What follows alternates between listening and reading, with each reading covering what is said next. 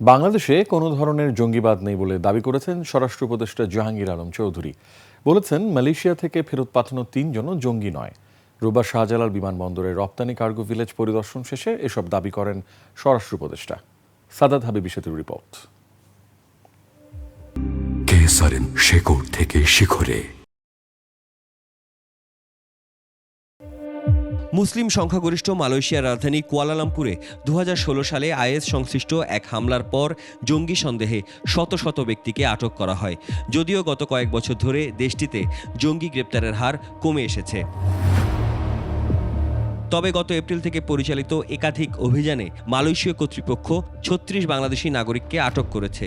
তারা দেশটিতে কারখানা, নির্মাণ ও সেবা খাতে কাজ করছিলেন। তাদের বিষয়ে তদন্তে মালয়েশিয়া কর্তৃপক্ষকে পূর্ণ সহযোগিতা করার ঘোষণা দেয় ঢাকা।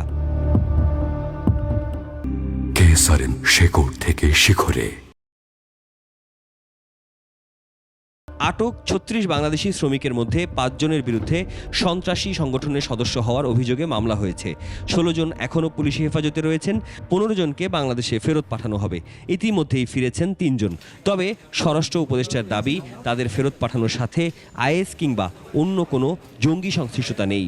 ওখান থেকে ৩ জন যারা আসছে তাদের মেইনলি ছিল ৩ জনের ভিসার মেয়াদ উত্তীর্ণ হয়ে গেছে। শাহজালাল বিমানবন্দরের রপ্তানি কার্গো পরিদর্শন শেষে উপদেষ্টা আরও জানান, দেশে কোনো ধরনের জঙ্গিবাদ নেই।